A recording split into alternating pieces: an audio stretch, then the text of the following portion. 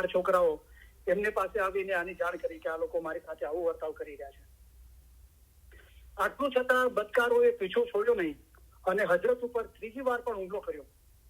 તેની જાણ જ્યારે હજરતે ફિરસ્તાઓને કરી ત્યારે મહેમાન તરીકેના માણસના રૂપમાં આવેલા ફિરસ્તાઓએ હજરત લુત અલૈહિસ્સલામને કહ્યું કે હે પૈગંબર, અમે મોકલાવેલા તારા અલ્લાહના ફિરસ્તાઓ છે, તેઓ હરગીઝ અમારા સુધી આવી શકશે નહીં, તેમ અમોને તેઓ પહોંચી પણ શકશે નહીં.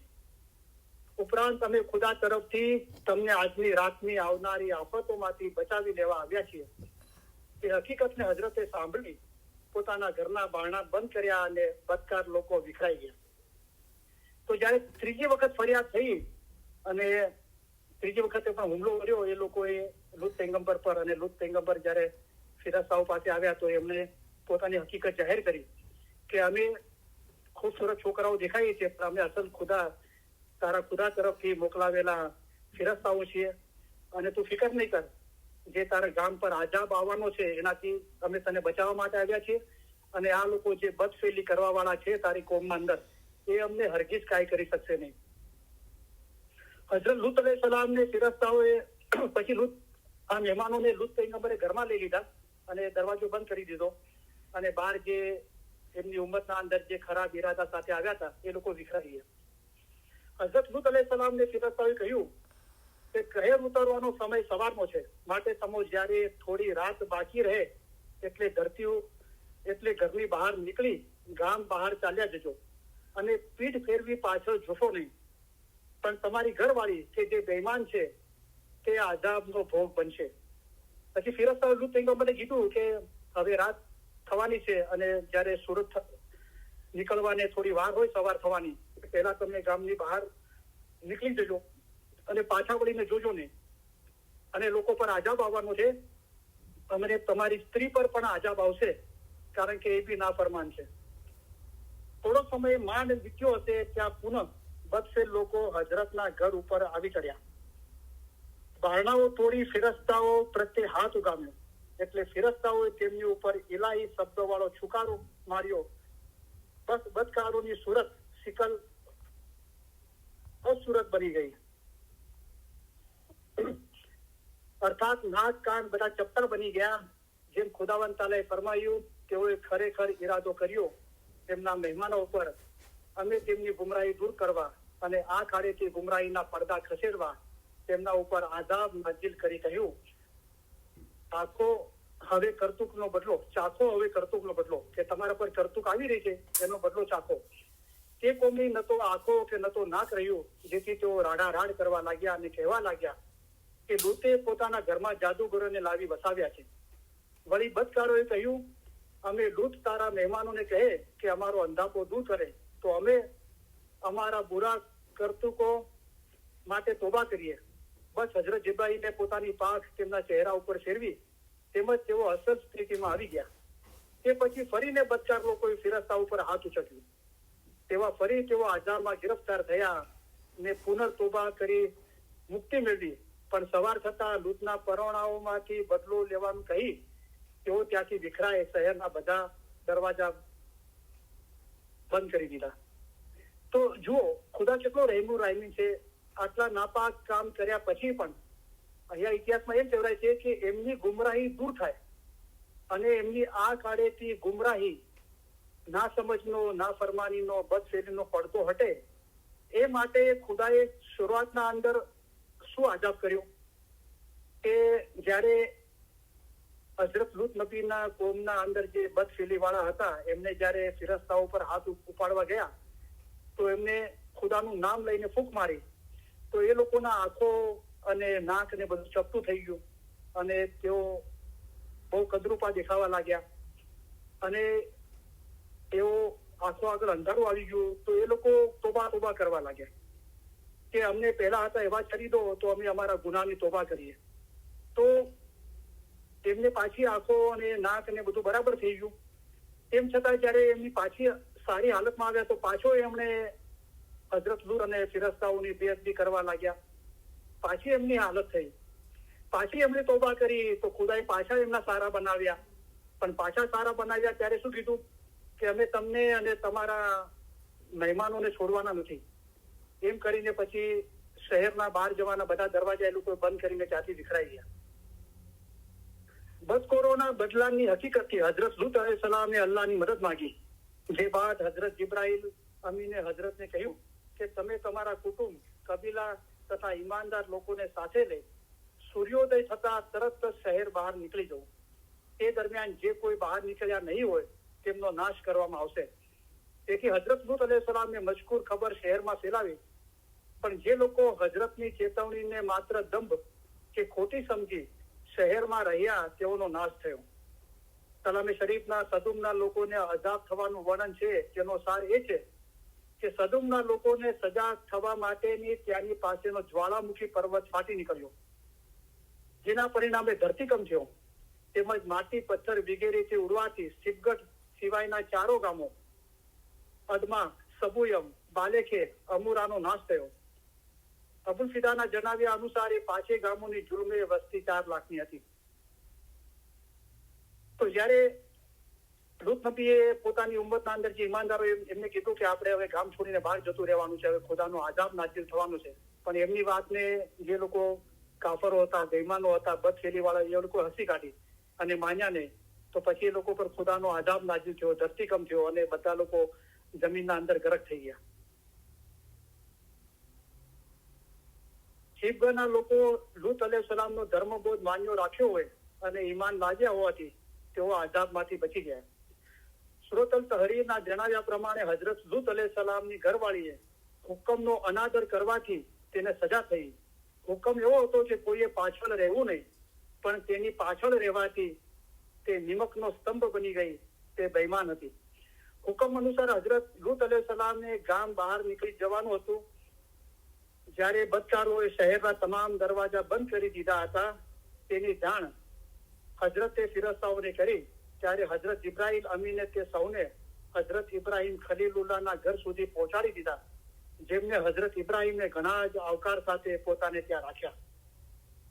તે પછી ધર્મબોધની અવગણના કરી બદફેલી તથા ગુમરાહી તરફ વળેલી કોમ ઉપર સૂર્યોદય થતા જ ખુદાઈ કહેર ઉતર્યો અને હજરત જિબ્રાઈલ અમીને આસમાનમાંથી પોતાની જોરાવર પાકો જમીનના તળિયે ઉતારી શીપગઢના સિવાયના 4 ગામોને એવી રીતે ઉલટાવી દીધા કે ઝાડનું એક સૂકું પત્તું કે ઘરનું બારણું સુદ્ધા ફરકવા પામ્યું નહીં, અને તે કોમ પોતાના શહેરો સહિત જમીનમાં ગરક થઈ ગઈ, જેનું નામો નિશાન દુનિયાના તખ્તાઓ ઉપર રહેવા પામ્યું નહીં.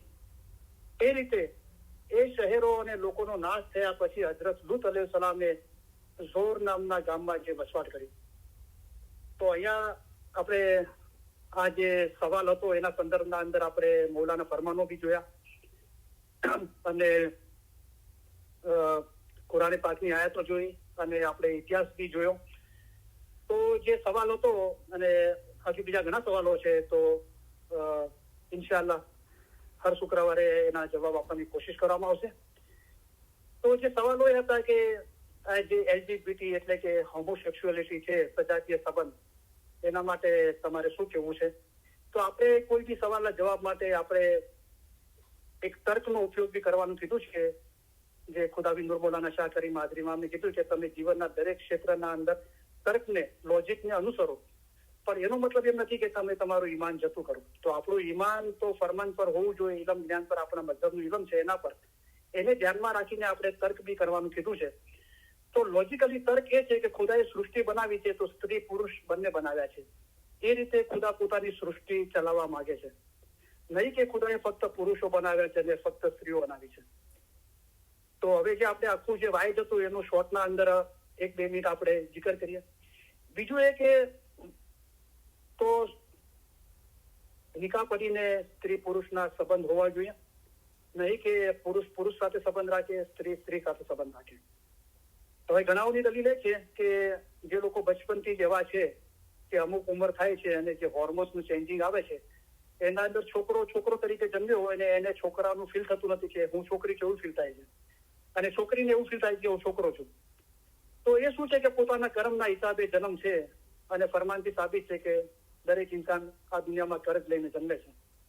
તો એ કુદરતી ને કુસ્મતી દુઃખ છે, અને એને સબર કરીને બરદાસ્ત કરવાથી જે પાપ આપણે આગળના જન્મમાં કર્યા છે અને એના કારણે આપણને અવતાર મળ્યો છે, એ પાપમાંથી આપણને મુક્તિ મળે છે. બીજું એ કે અમુક ઉંમર થયા પછી ઇમોશનલી એ ચીજો થતી હોય છે.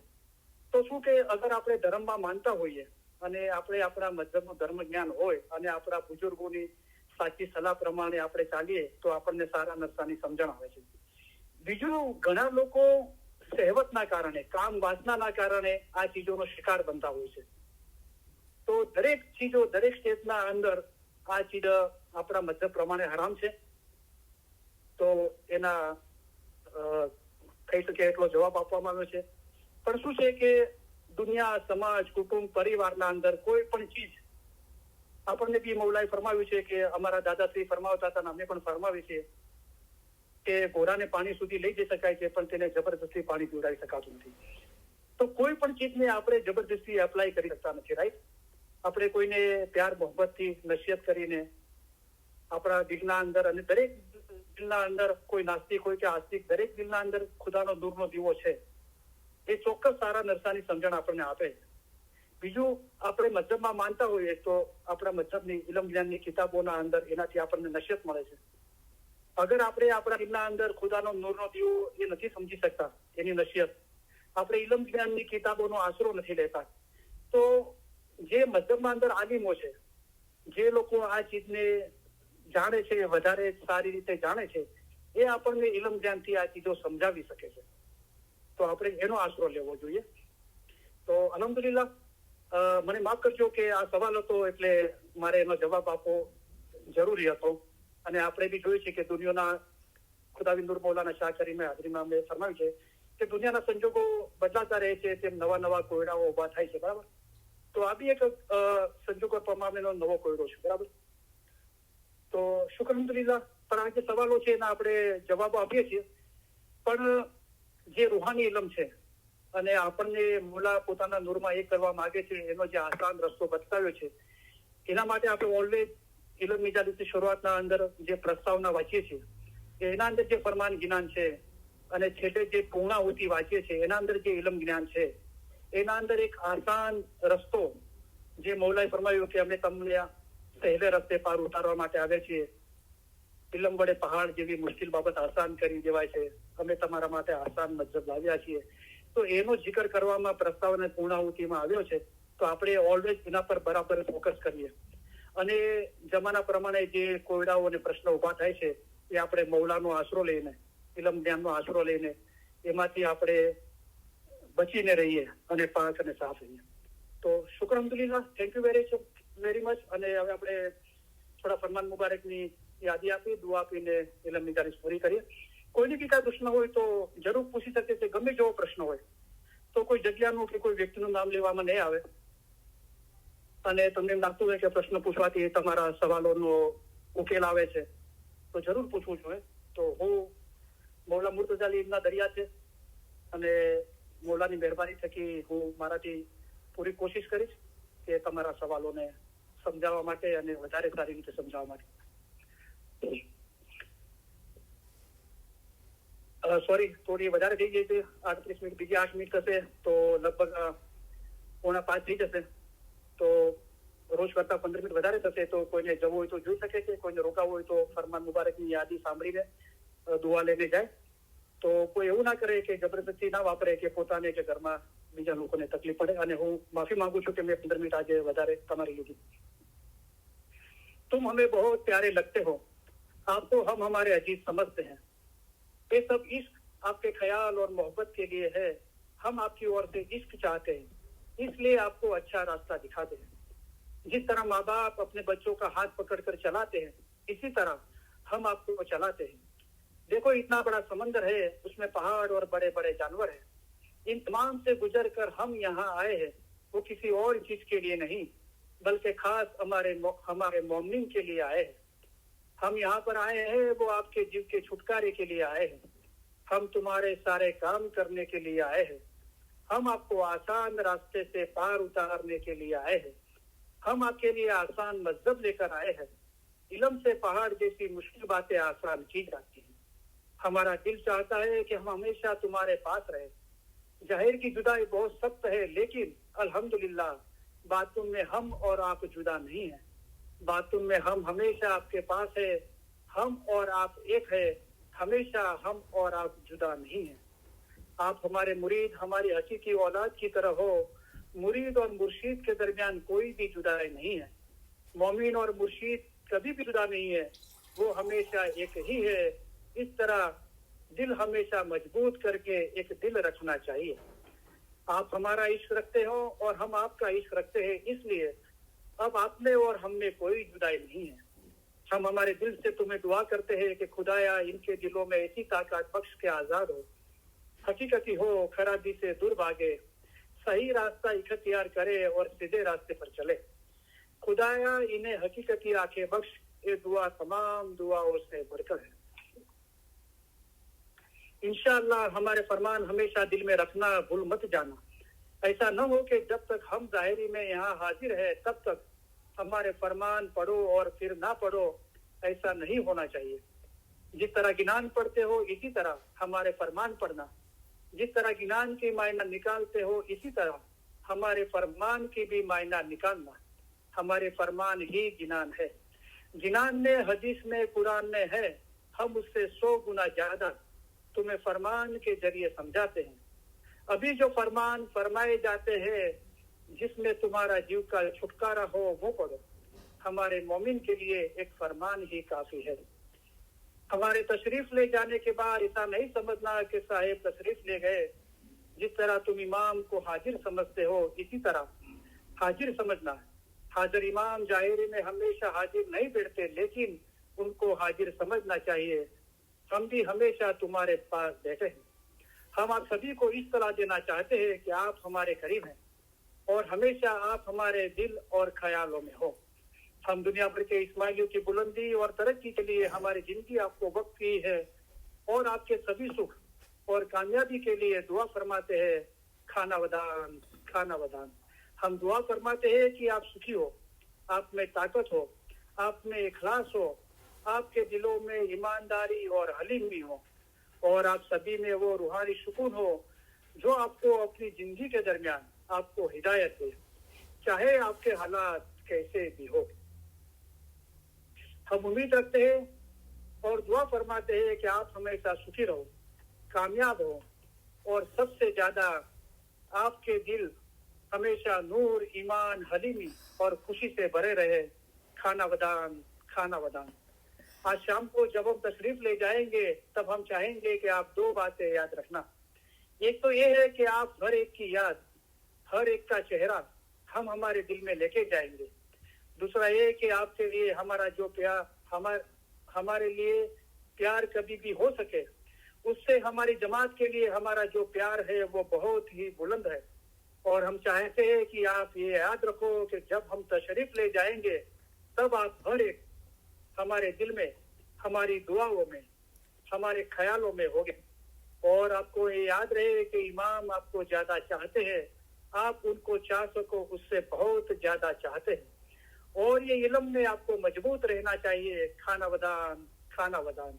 हम आप सबको हमारे पुरजोश, पुरशक्कत, प्यार भरे दुआ आशीष फरमाते हैं। खाना वदान, बेहतरीन दुआ आशीष, खाना वदान।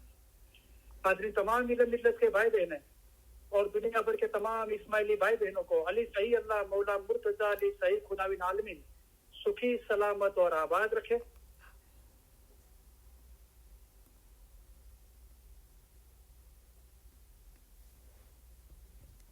कोई आमीन बोलो वालों में? आमीन। Mute off. आखिरी दम तक सलामत रखे। आमीन आमीन। सारी नेक उम्मीदें पूरी करे। आमीन आमीन। बच्चों को एजुकेशन में एक्सेल करे। आमीन आमीन। आमीन। बच्चों को नेक तौफीक दे। आमीन। सबकी कुल मुश्किलात, बीमारी, बलाएं, आफतें, तकलीफें, मसाइल, गैर समझ को दूर करे। आमीन। धंधा रोजगार कमाई में बरकत दे। आमीन। किसी का कर्जदार और मोहताज ना करे। आमीन। आमीन। दीन और दुनिया में पुरसुकून रखे। आमीन। आमीन। इल्म मिजालिस के सभी भाई बहनों में और दुनिया भर के तमाम इस्माइली भाई बहनों में आपस में, फैमिली में, खानदानों में, जमात में सब सलाह, इखलास और मोहब्बत में इजाफा करे। आमीन आमीन लंबी सेहतमंद जिंदगी अता करे। आमीन आमीन हमारे मुल्क में और दुनिया भर में जहाँ भी सलामती नहीं है वहाँ सुख, सलामती और आबादी फैलाए। आमीन आमीन हमारे दिल नूर, ईमान, हलीमी और खुशी से भरे रखे। आमीन आमीन इल्म ज्ञान में इजाफा करे, हकीकत की सच्ची समझ देवे। आमीन आमीन बातूनी नूरानी दीदार नसीब करे। आमीन आमीन इसी जन्म में हमको मौला उनके नूर में एक कर दे। आमीन आमीन हाजिरी तमाम इल्म मिल्लत के भाई बहनों और दुनिया भर के तमाम इस्माइली भाई बहनों के फैमिली के रूहानी मेंबरान के अली सही अल्लाह मौला मुर्तजा अली सही खुदा बिन आलमीन कुल गुनाह माफ करे। आमीन बातूनी नूरानी दीदार नसीब करे। आमीन आमीन असल मुबारक में वासल करे। आमीन आमीन शुक्र अल्हम्दुलिल्लाह, थैंक यू वेरी मच। आप सबका तहे दिल बहुत बहुत शुक्रिया। मैंने आपका थोड़ा वक्त ज्यादा लिया है, 15 मिनट। मैं दुआ करता हूँ दिल से कि आपको यार आपकी फैमिली और किधर भी आपके कामकाज में आपको कोई दिक्कत ना हो। शुक्र अल्हम्दुलिल्लाह, थैंक यू वेरी मच। या अली मदद। मौला अली मदद।